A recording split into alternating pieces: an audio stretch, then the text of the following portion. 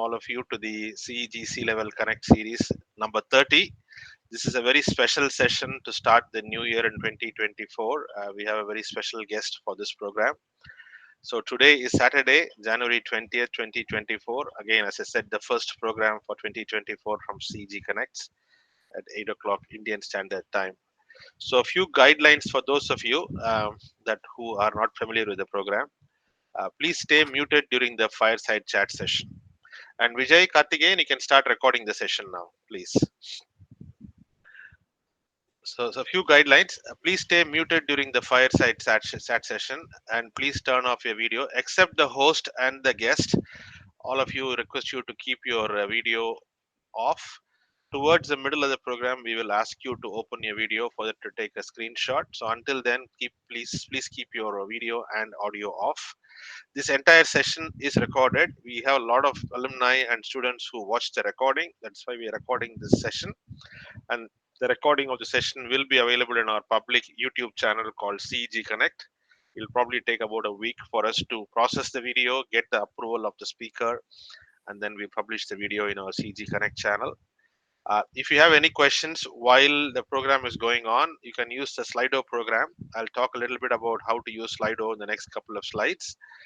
There will be live periodic polls in Slido. As a host of the program, I can push some live polls asking for dynamic and instantaneous feedback from the audience about the program, about the questions. So please respond to any poll questions that you see in Slido. And during the second half of the program, when you have the Q&A, if your name is called, if you have a question, and if your name is called, please unmute, open your video to ask the question. So today's guest speaker is Mr. Manjunath Chennerappa. Is our 1999 mechanical engineering graduate from College of Engineering, Guindy. He is the Consul General of India in Houston, Texas, a very high position with the diplomat position in the Indian government in the United States.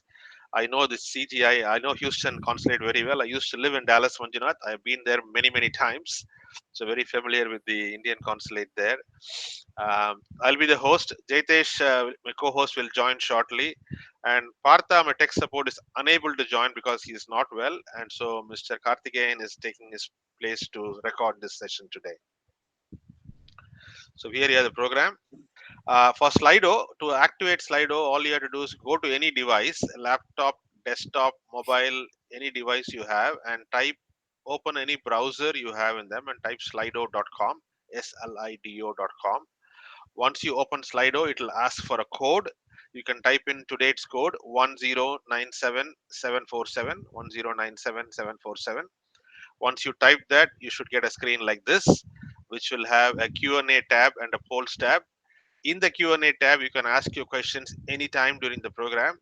Both myself, the host, and the guest will be able to see the questions.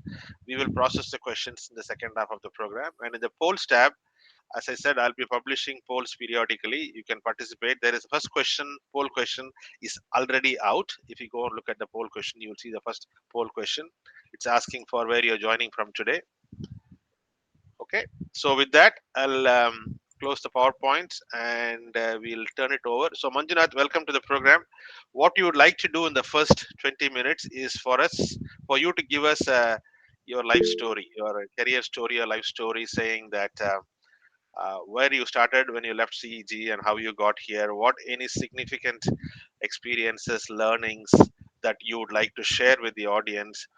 As I said, there are audience who are watching the program now live, and there are many more who also watch it during YouTube channel. So the purpose is for people like you who are in very senior positions, who are also senior alumni, to share your experiences and learnings, to guide our youngsters so they can get inspired, particularly those who are looking at civil services. I'm sure they'll be very interested in knowing your story from how you got here. So take the first 15-20 minutes to tell your story. If you any format is fine. You can tell in the form of just a narration, or if you want to have it in form of conversation, both are fine. I just leave it to you.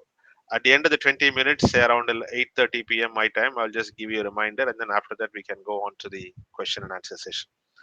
Okay, that's okay with you. I'll turn it over to you. Welcome to the show, and the floor is yours. Thank you, Vish, and good evening, good morning, and good day to everyone, depending on where we are connected here today. It is a pleasure to join fellow CGNs, Indians. It's almost 3 decades since joining the college in 1994, and 25 years since passing out in 99. I can't believe, we are also looking forward to our 25th anniversary of passing out in July this year. We are also doing that. Wish, you have already put out my, very detailed full bio. I do not know what to say or focus on. Nevertheless, I think, I'll tell my story briefly, the things I cherished along my path, and answer some specific questions you may have, all to the best of my ability and to the extent I can.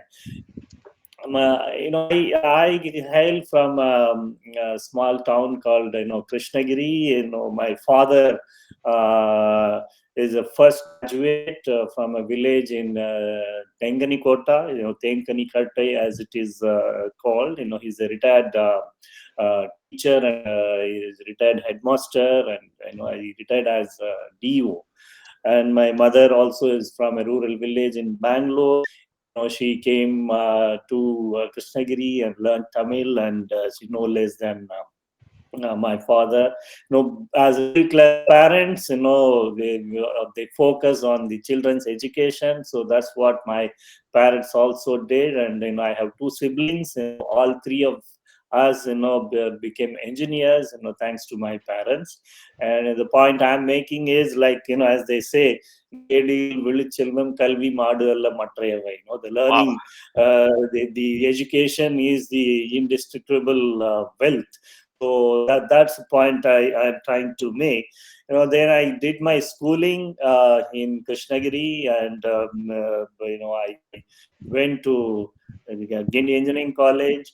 Another here, in '94, I completed my plus two. Those days, everybody wants to do. I think even today, B or MBBS. Anybody, any parent, anybody, either parents want their kids to become BE or MBBS. So it was the case that time more so. So I wanted to initially become a doctor. So then I sat for improvement. I don't know whether improvement is still there. 94, 95, I sat home for a year, improving my biology mark, and then my mathematics marks.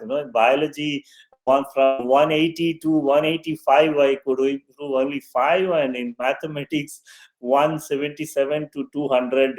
So I got centum, and then I got REC Trichy, then the current NIT, which was called as REC Trichy, and CEG, and I chose to come to CEG, and here I am now. After CEG, of course, it's the best. During the college, the best 4 years I've had. I saw 3 vice chancellors. When we joined in '95, Dr. M. Anantakrishnan was there.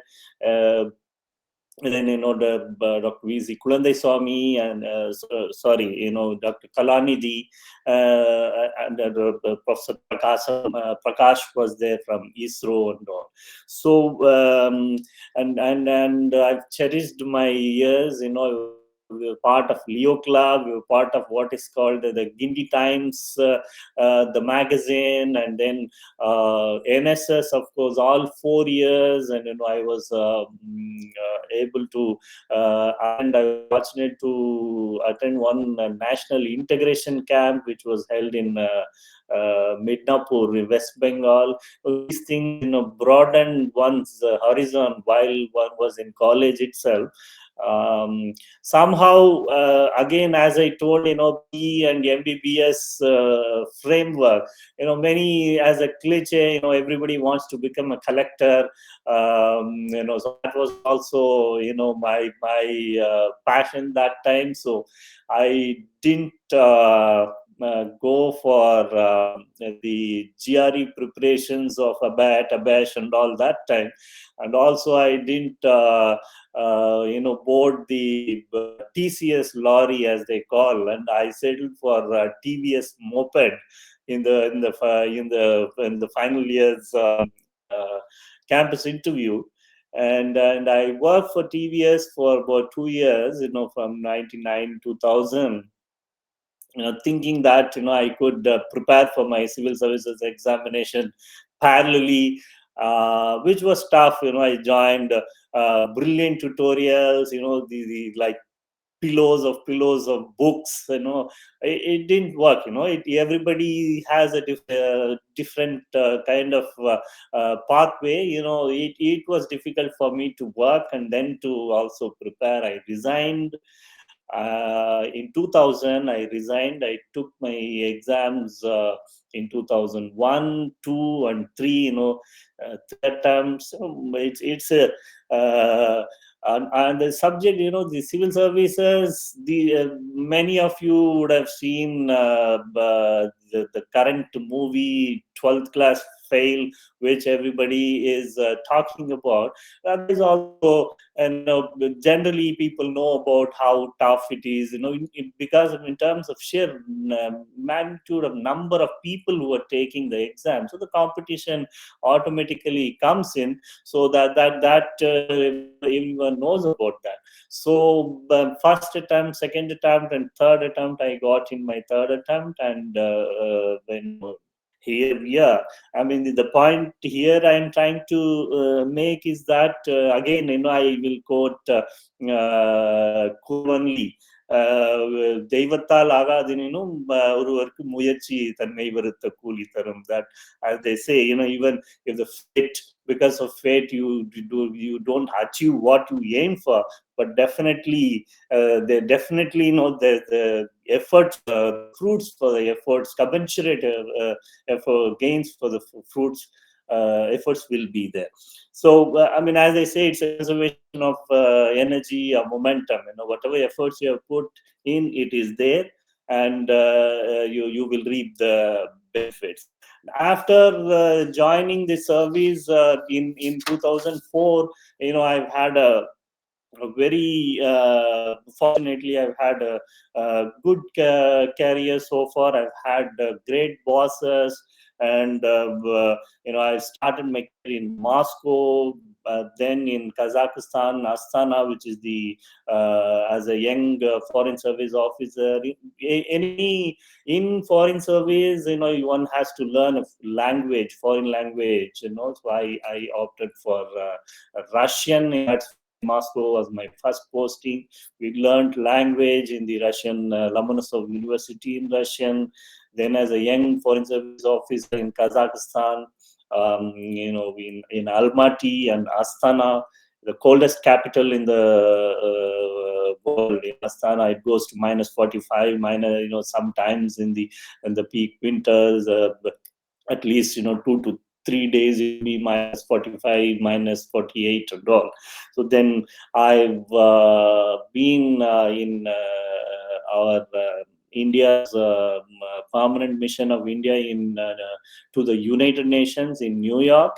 That was a unique experience. It was what is called the budget committee in the UN. I was part of it, administering and approving. The member states have to approve the UN budget. It's about $6 billion US biennial budget used to be there. Then I think now it is an annual budget. They are doing about $3.5 billion US.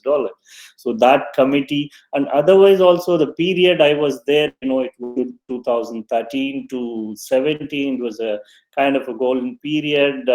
We were able to get the yoga resolution, International Day of Yoga.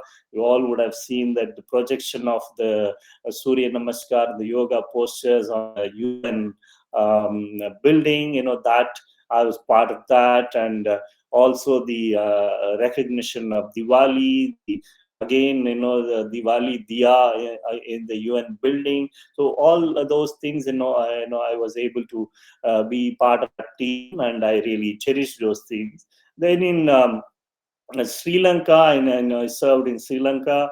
That is again a unique experience. In the neighboring countries, always you have a very close and different relationship. I was part of administering the aid portfolio, the development cooperation projects, which the government of India is doing in Sri Lanka. So that was a very unique experience. And then here, the second stint, I was fortunate to be posted here in Houston. In the headquarters also, I have served for two stints. In the initial 2010 to 13, that was in the previous government. I was officer on special duty to Minister, the then for External Affairs Minister S.M. Krishna, followed by Salman Kushir. That again, is a very unique experience. You get a bird's overview of everything, what's happening, at the level of minister's office. You get to know a bird's view of everything. So that was a very good experience. Just before coming to Houston, I was in the headquarters in New Delhi again, and I was heading what is called as Global Estate Management Division. Uh, in that portfolio, I got an opportunity to visit almost 20 countries. The estate management means, our properties abroad, the buildings and the embassies and the consulates and the residences, all those construction and maintenance, and that's a project management portfolio. So that way, again, it's a varied experience one gets in the service. And here, the point I would like to make is the success is not a destination. It is a journey. And as I told, I emphasized on learning. That learning also is a continuous process. You learn from the seniors, and you learn from juniors, and you learn from every place you go and every desk you work for. And that's a very unique experience. And also, couple of other points which I would like to make is the work. Work uh, in public service, and I don't know, in the corporate world as well. I think, if we take work as a duty, it is going to be a burden. Work as a uh, uh, passion, and work as a satisfaction, that will give us a more incentive to keep ourselves engaged in the work. And uh, you know, personally, I think, having I've had great friends in the college. The go-to group, as they call. I kept in touch with them, and they are the greatest treasure to cherish and revive our moments time to time, continuously. And in the office atmosphere also, colleagues, as they say, the lifestyle diseases, the triple lifestyle diseases, they say, the BP, sugar, and diabetes. If you want to if you want to postpone them for beyond 50 or forever, you have to have a good work balance and friends and enjoy the work what you do. I think it's going as a big monologue, so I will perhaps stop at this and uh, maybe ask you to take on, and I'll be happy Yeah, to answer specific aspects and questions, or anything about what currently are doing in India-US relations or any and foreign affairs related things, yeah. whatever you may wish to add. Thank you. Excellent. Thank you, Manjunath. It is very nice. You talked about you learned Russian. Can you speak Russian fluently? Yes, the Russian language is one such thing, unless you keep in touch and contact, speaking, is a little difficult it becomes. But definitely, once you get into that, you read and write, but speaking, you go to that atmosphere again, you pick up in no time. It's like learning swimming and learning cycling. It will come back. It will not go. I can very well understand, write, speak, and to some extent fluently. Wow. That doesn't help you in the US, but it probably helps you in Russia. Yeah, Yeah, but I think in the US, if you look at the US demographics, I think English and Spanish are the ones that are widely spoken. Quite a lot of Spanish definitely. speaking Yeah. people, particularly in southern part of the US, a lot of Spanish speaking people. Just to get the idea about to the audience about the type of work that happens in a consulate. I know all of us know about going to the consulate for a visa or for a passport renewal. I'm sure there are a lot more things that happen in a consulate beyond just visa and passport. Can you just give us a sense of the, at a very high level, what other activities happens in a consul to represent our country in a foreign country? Yeah, thank you, Vish. I think this is a very important aspect. For many of us, we do not have full understanding about what is an embassy and what is a Correct. consulate. Correct. Um, Usually, our diplomatic representations of any country in another country, it is usually called an embassy. Uh, But we have nomenclatures, which is embassy and the High Commission. uh, In both again, the High Commission is a nomenclature given to countries which are, the British former British colonies. uh, Canada is former British colony, so it is High Commission, and High Commissioner of India in Canada. right. But US is not so. So it is. That's why it is Embassy of India and Ambassador of India. Yes. So that is at the larger level. The nomenclature between embassy and High Commissioner, High Commission. But when a country is too large, usually the representations are in the headquarters, the capitals of that country. But if you have a wall of interaction and the bilateral relations are too huge, sitting in from the capital, you cannot cater to all those needs.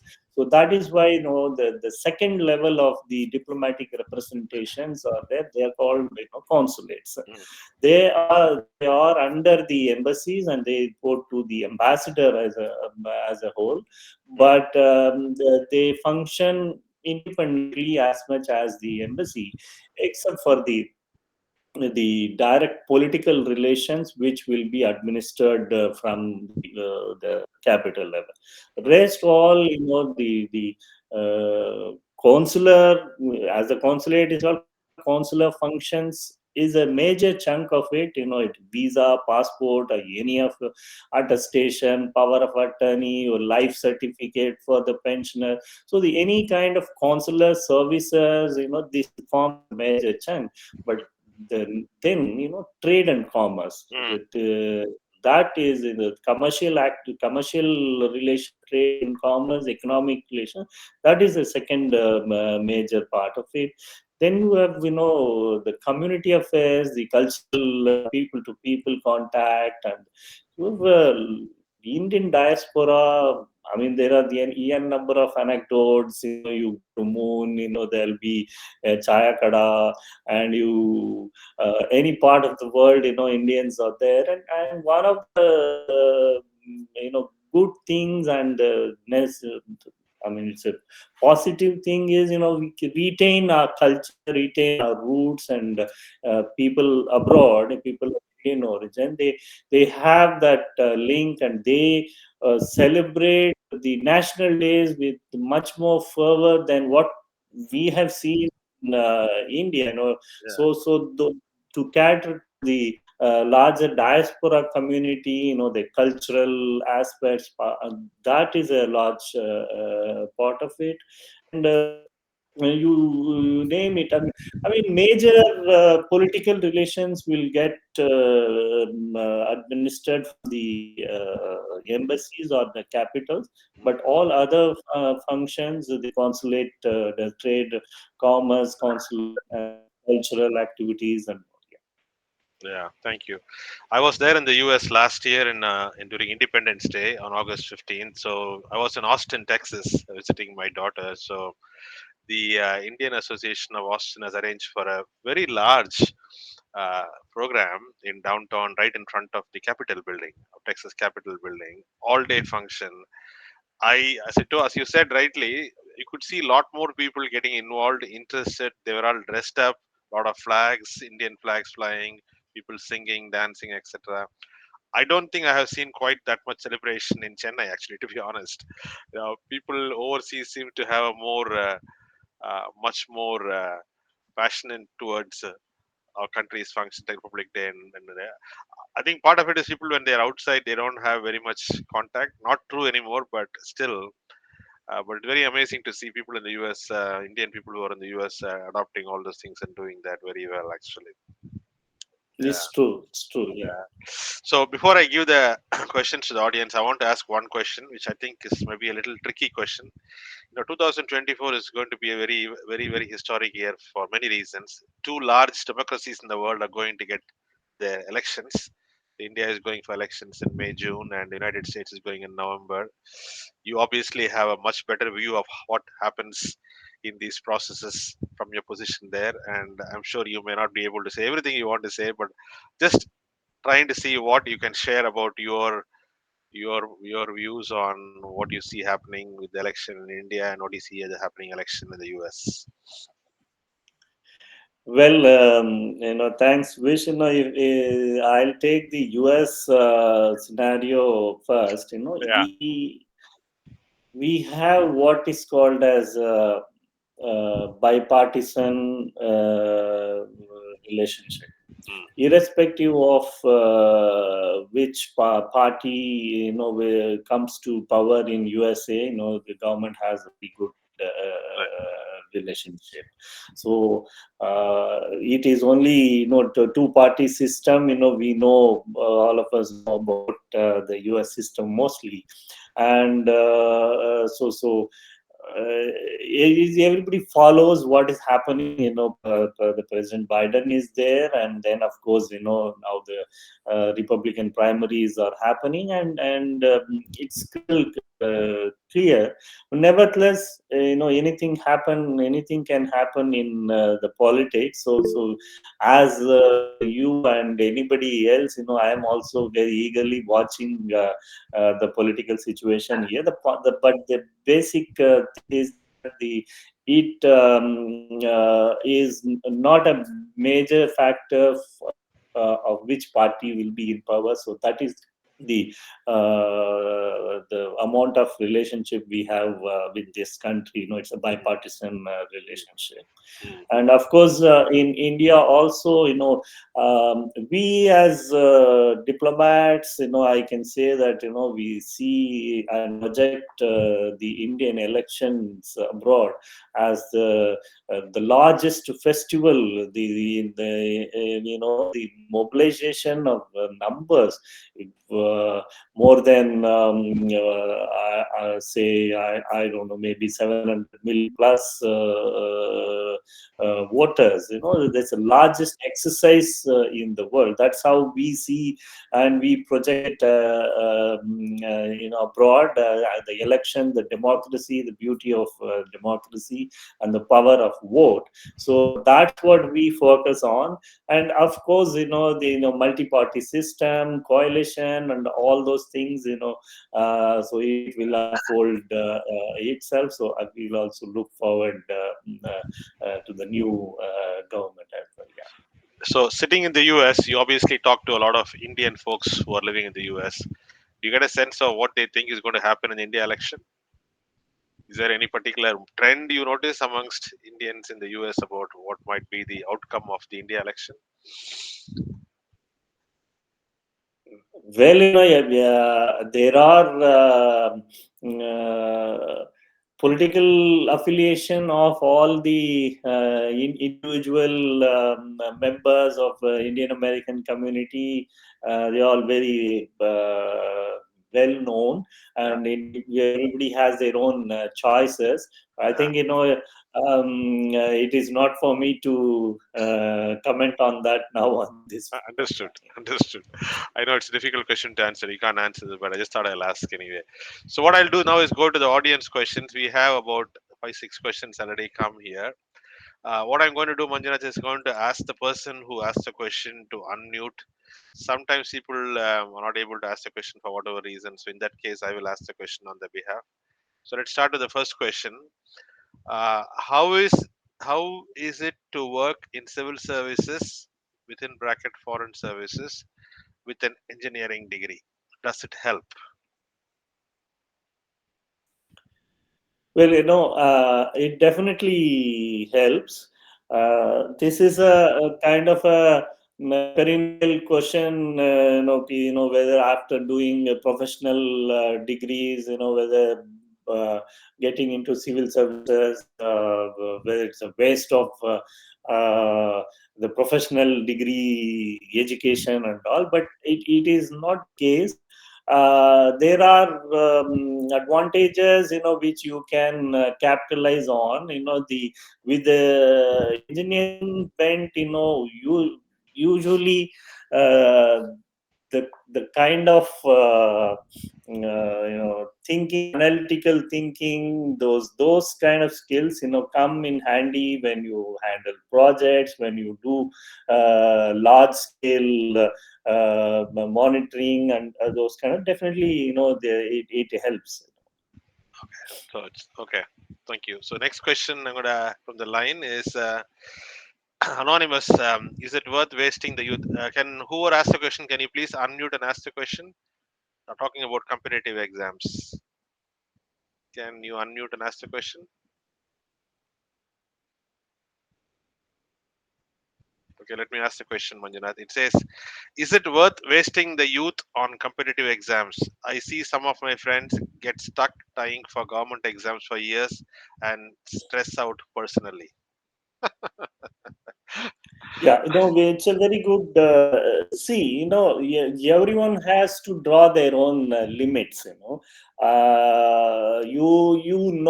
I mean, whether we can aiming and trying is definitely one thing. We should aim high and aspire and put efforts for it.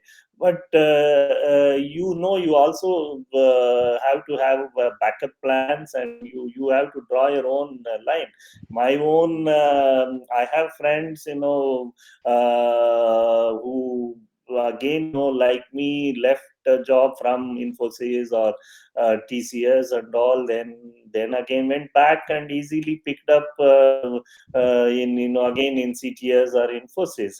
They once twice. You individually, one has to, depends on the economic conditions and the support system you have. How much time you lose. In my case, it was well over 3.5 years. Thankfully, I was able to sustain that. This one, I think, is a very individual perception. One has to draw their own line. You can't say if you succeed, it is definitely it is worth. And if you think that it's going to be a long drawn this thing, and then you have to draw a line. Mm, interesting. Good point. So, okay, thanks. The next question, again from Anonymous, about United Nations. Whoever asked the question, can you please unmute and ask the question and give the context? Okay, I'll ask the question. The question is, what is your view about the relevance and purpose of United Nations? Seems like UN is not able to stop or manage the geopolitical wars effectively. Oh wow,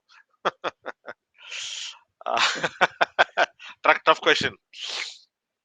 Well, see, politics is about power. The whether it is the world politics is about power and the economic power and all the military power and all. That is why we have the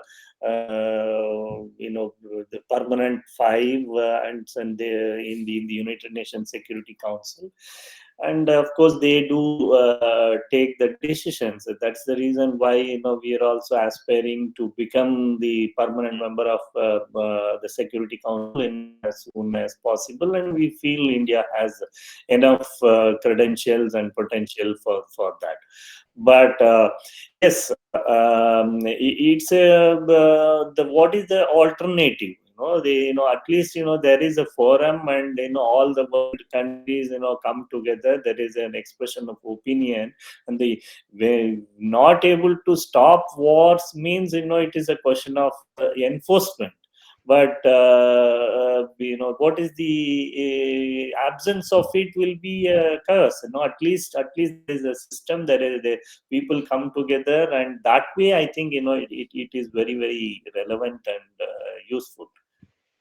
But the original purpose of that was after the World War One and World War Two, and now obviously the condition is very different now. Uh, what we observe is that anytime this kind of conflict happens, the United Nations wants to get some sort of agreement, but one or the other major five nations end up vetoing it. So when it came to the Russia-Ukraine war, obviously Russia had the veto power and they weren't going to agree. And in this Israel-Gaza war, United States obviously had the veto power. For an ordinary person, layman, it sounds like these five people can't agree on anything together. So what's the point in having United Nations? That's the kind of the question I think they're asking. Yeah, but I mean, the fact of the matter is that there is no third world war. I mean, it is not to say that we should have the third world war to say UN is not relevant. But Uh, the small scale or medium scale regional conflicts are happening where the power players or themselves are involved, either in the name of self defense or otherwise. But largely, I think UN has been able to keep the world intact. Bringing the moral pressure of all the opinion of every country. Yeah. I think UN's Security Council is only one aspect of UN. And UN has a lot of other functions that they do in terms of aid, in terms of peacekeeping, in Yeah. terms of other things. So I think what happens is people only look at the Security Council as the primary work of the UN, because I used to work with UNESCO, and UNESCO has a lot of projects they do worldwide, Yes. which do a tremendous amount of work. Norm setting in any field. Now, like now AI is coming. So the UN is involved. For all the countries to abide by. Every country put together, or the space is there. That's being discussed. How the space has to be used, and so that is the relevance of the UN, in the sense any kind of norm setting for everybody in the world to abide by and use the natural resources or otherwise is the task which UN is doing. Yeah, yeah. Okay, the next question on the line, let me find out, is about government. How it is to work with government. Whoever asked the question, can you please unmute and ask your question? how easy it is to get support, etc. Well, I have no regrets at all, having seen work, corporate private sector also for 2 years. I worked, and Yeah. I meet with everybody who my peers, my friends, and colleagues who are in the private sector. I Mm. have no regrets. But yes, in public service, there is there's a perception, the common man's perception about the rendering of the services, and the government servants, how they work and all. But it is only a cliche, and it's not a generalized thing. The work is work everywhere, and everybody strives to provide their best, whether it is a private or government sector. But in government sector, what happens is, you are more, scrutiny is there on you, and the demand for delivery is more. So that's why sometimes it gets highlighted. But definitely the conditions are good, and you will be able to perform well, if you have good intentions. Yeah. Super. So the next question in the line: how do you see the India story playing out over the next 10 years? And what is your expectation of the US-India partnership? It's a very broad question. Yeah.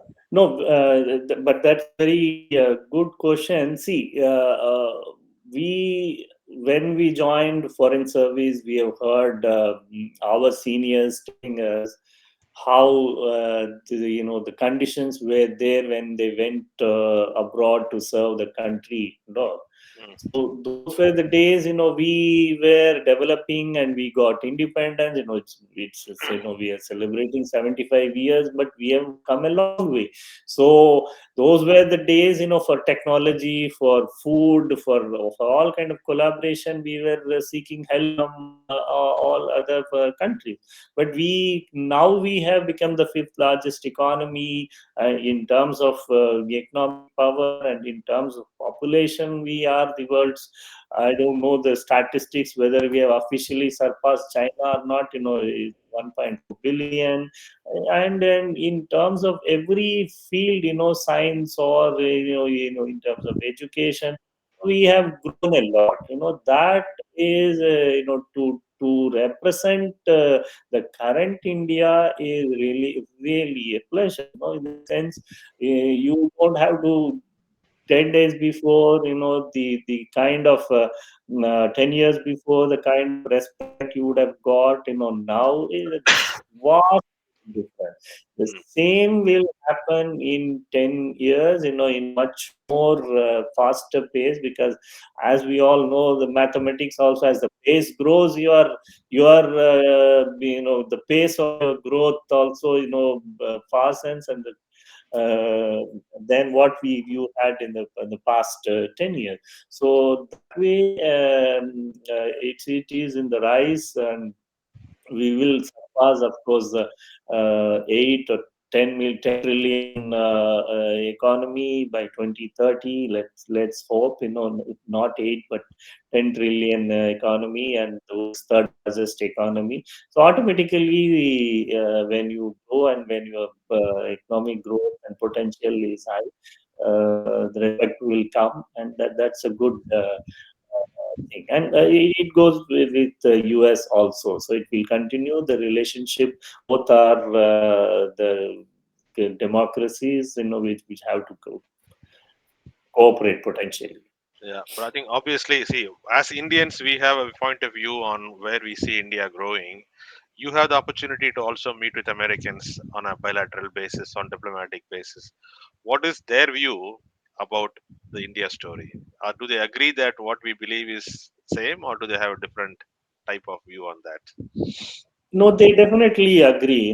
There are facts and results. Nobody can deny. Chandrayaan 3. Nobody can deny. Aditya 1. These are examples of scientific progress. We have achieved. So that is one of the indicator that overall India's growth story is on the rise. Definitely they agree. Yeah, because there is an article in the Wall Street Journal that came, I think yesterday. They were saying that India is where China was 20 years ago. Basically, in a growth momentum, growing very fast. But the article also says that, but India's path the next 20 years may not be the same. And what Wall Street Journal was saying is that it may be difficult and not as successful. And they given many reasons. All the reasons are all their own reasons. It sounded more like they're trying to benchmark what we do in India against China, not knowing fully well that China is not a democracy, China is a communist system, etc. But the point they're trying to make is that they all agree that, and of course, they cannot disagree. They all agree that facts are facts and India is growing, but somehow they don't feel confident that the growth that India will make in the next 20 years will not be the same extent as the growth that China had in the last 20 years. Of course, the Wall Street Journal's view of the world, Wall Street Journal is not known to be very friendly, as you know, to India. But what do you think? No, well, let us wait and watch. See, there is a difference in the governance model and the system of working. Fundamentally, the model capitalist or the democratic model and the whole government controlled model. So let's watch and see. But to the best efforts, I think all the economic indicators, everything point towards India's growth. Yeah. Yeah. Okay. So next question is from anonymous. Do you think life of immigrants in USA, especially for Indians, to become easy or difficult, especially with a 100+ year wait for permanent visa? So, if you Not- see, it's if you want to wait for that to become the citizen here, beyond your for green card and citizenship, it is a tough path. Yes, of course, but if you are here a person of Indian origin and American citizen, I don't think who has come and already established, you are as good as any American here. So no, but the currently there is a tough pathway, that is true, but it's a choice one has to take, whether to look for other alternatives or tread through this path, yeah. So I think a lot of the Indians there are now in a situation where they don't know, highly uncertain when, if and when they'll get the permanent residency. With the H1, you can work for a certain amount of time.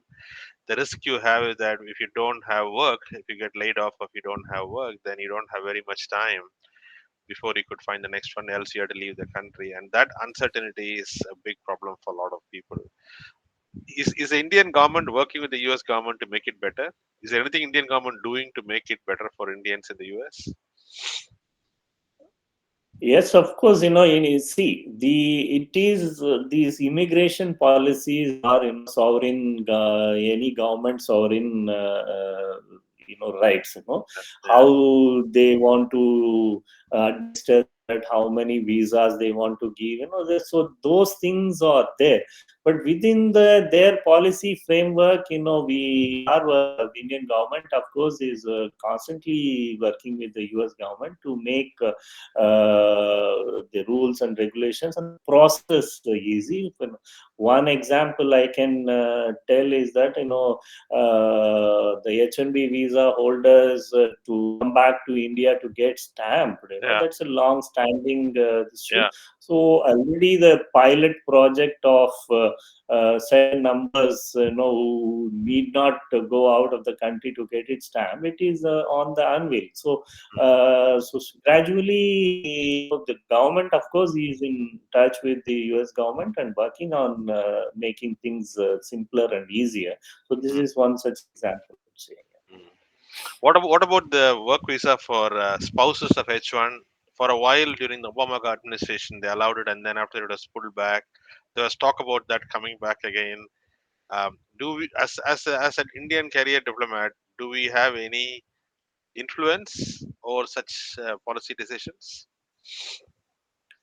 Individually we do not. Individually we do not. But these are, as I told, the immigration policies and allowing the workforce, or utilization of the easily available workforce. It is for the countries to decide. But nevertheless, there is a lobby, and there are associations who take it up with the administration here, especially in the IT sector. There are associations like IT Serve and all Mm, mm, who take it up for not only for H1B but also for this H4EAD and all.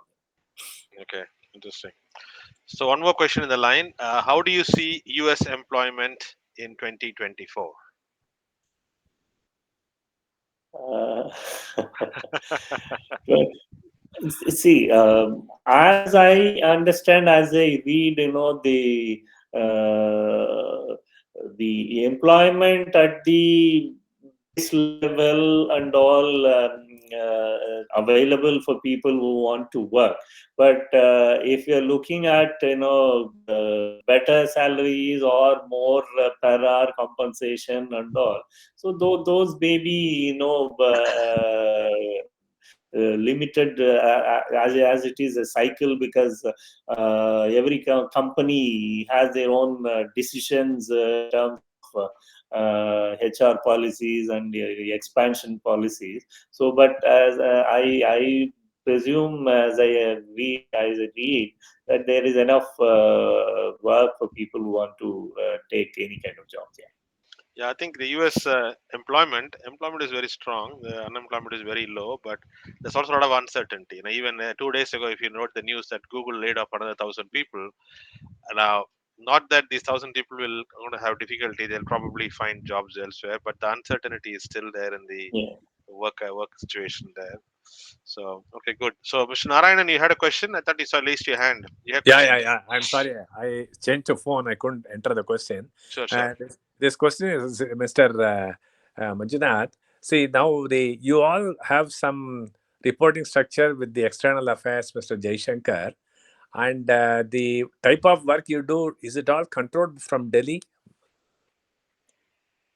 I mean, of course, we all report to the ministry, the minister only, but directly, it is not. It's through the hierarchical structures only. We talk through our embassy in Washington, DC. So that is how it is. Oh, okay, okay. And this second question is like this worker layoff and all in US, and some Indians are stranded there without money, and they are not able to pay the rent or home insurance and so on. How does your Indian embassy come to know about their difficult situation?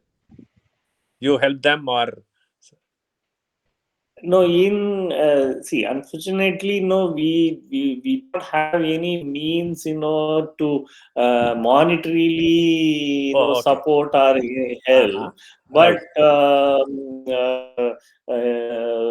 definitely, whatever possible guidance or information, that whenever it comes to our notice, or if somebody comes to us, we do give that kind of support. Oh, okay, okay, okay. Thank you very much. Thank you. No, I know that during times when people have any loss in the family, someone dies or something like that, I know the consulate Yeah. gets very involved in Yeah, yeah. But help. I Yeah. wanted to personally No, appreciate. absolutely. See, that is that forms the part of the consular work. Any unfortunate incident happens, if we for such we have summons, and otherwise we also get in touch with the local Indian American organizations, and they all come together when some tragedy happens. Obviously everybody comes together, and also that in addition to the official part of getting the passport cancelled, the certificates and those kind of things, and no objection, but we also work with the Indian American associations to help the families. Okay, very So, good, very good. so is there a department inside your consulate which deals with this kind of things, or is it just people take up these issues on their own? Is there a formal organization inside the consulate that deals with this? No, I mean there is a consular officer specifically looking at the consular work. So they under him, different sub-level officers will be there for visa, passport, and this kind of services. And also the consular department looks after this. Okay, okay. And how is the growth in the Houston consulate? I know the Houston consulate used to be quite one of the bigger consulates in the U.S. after New York. Are you still growing in terms of? No, I think yeah. Now Houston, the New York, and San Francisco are some of the bigger. Both are bigger in terms of numbers and operational. But yeah, we are also a good size of. This thing. See, these days, what has happened is we have opened also the visa, the e-visa, and all for Yeah, US citizens. yeah, That's a good welcome development. People get directly, they apply, and that way our the day-to-day work in terms of visa has come down. So that is a good thing. yeah, yeah. Okay, I think we answered all the questions in the line. I don't see, unless anyone has a question that they want to ask. If anybody else has a question, you can please ask now. We are almost 1 hour into the program, so I know that Manjunath has a very busy schedule. We don't want to keep him beyond the 1 hour. Unless anybody else in the audience has a question, if you want, you can ask now. Only one nice compliment. In 1987, when my sister-in-law expired, okay, those are the days there is no direct phone, and I could not reach my brother's son. He was somewhere in the temple, and I don't know what. Luckily, my father was alive, and he called the consulate. And after 48 hours, he reached home for the cremation. How they achieved, really, I don't know. You know what they Wow. did? One of my classmates were in Kansas, and somehow he knows his whereabouts, like that. They gave his address. They did a miraculous job for about 2 days, and he landed up for the funeral at Chennai. Wow. That's why my father always says, even to be very happy that even today my mother is 97, she gets $660 pension. Mm, This is after 50 years of it. That's why I say even today Americans HR policy, all those things are simply marvelous. yeah. Mm. She gets pension or social security? Pension. No, she gets US pension, $660, Uh, and that is converted by SBI in terms of rupees. so it's a pension Ah, from a company she works for. no, same US consulate. So it's a social security she's getting. Social security. Yeah. Okay. You are a social Chennai, security. Correct. Chennai US Consul. Yeah, that is true. Yeah. I said I'm father also. expired, Mm, but father expired in 92, but my uh, mother gets till 97. So whenever something happens to the US government, no, she used to worry whether the pension will come. She is even anxious about how many dollars, like that, at the age of 97. as a US citizen, I can tell you, I live in Ah, Chennai. I choose to live in Chennai, but of ah, course, Social Security is something that is given to all US citizens. okay, And even if you're living in India, you can get US citizen. Your Social Security paid for you in India. Of course, okay. you don't get it until you have to be at least 62 years old to claim, and Oh, okay, but okay. but they ask you to wait until 67 to get the full Right. amount. But Okay, very good. countries like India, you get the money deposited in your bank here. Right. Very good. Excellent schemes. Thank you very much. All the best. Thank you, Manjunath. Again, it's a great session. A lot of good topics. You answered them very diplomatically, as you would expect in You your have to take position. photo. Yeah, yeah, definitely. I want to take a picture. All of you, can you please open your video? You can just take a picture, please. Shivakumar, Ashok Kumar, can you open your video? You can take a picture. Yeah, lovely. Shivakumar, can you open your picture, please? Lovely. Meena, do you have any questions for Mr. Manjunath? Meena is 2001 batch, you said, right, Meena? Yes, yes. I'm part of 2001 EC batch. And you have any unique touching story to share as part of your journey? Like that is an inspiring to be why you are there. No, I mean, as I told, I've enjoyed every, posting I have done. Inspiring story, or more than inspiring, very fulfilling. I would say that in my Sri Lanka, I got to be a collector because I used to go in. We used to administer the aid portfolio, so we built houses for the hill country, the plantation Tamil country there and all. So I have traveled and been there. So when you complete those houses, you hand over them and all. That's when I got to fulfill my the collector thing. So that was very fulfilling experience. That Super. was awesome, actually, because I want you, like people were saying, why competitive exam and why struggle. So there should be some story for you to stay there and then still inspiring, right? I just want that to come out. Yeah. Thank you. Yeah, yeah. Yeah, All right. definitely. Thank you, Yes. folks. It's almost 5 minutes, 7 minutes past the hour. So thank you, Manjunath, for joining. I know it's a very busy time for you. Thank you so much for taking the time to join us. This program is recorded, as I said. We will be processing the recording, and Manjunath, we will send it to you to make sure that you're okay with the recording and stuff like that. Then once I get your approval, we will post it in your YouTube, in our CEG Connect YouTube channel. We have a lot of other guests lined up for this year. This is our 30th program. We started this CEG Connect um, program in 2021, August 15, on Indian Independence Day, actually. And every month since then, every single month since then, we have been able to have one of our CEG alumni as guests. When I started this program in 2021, my purpose was provide an opportunity for alumni to interact with each other, and also younger alumni and students should know that we have very many successful alumni from CEG in various parts of the world and doing very big jobs. I started collecting data. Unfortunately, our college doesn't maintain good records of who studied there, as you know. So I had to collect my own. I started off putting people from my own batch who I knew were in big positions in companies, in government, etc. So I had about 14 or 15 names on the day I started that. Today, believe me, I have 700 names in my list of people who are in positions of power, could be in corporations, could be corporate, could be government, could be academic, could be in civil services, even in social work, acting, sports, etc.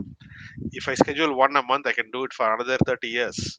That many shows have. What that shows is the amount of power we have in CEG alumni group. We don't seem to leverage it very well. But what I can tell is that after this show started, many new connections have been made between alumni and the guest speakers, and many have benefited.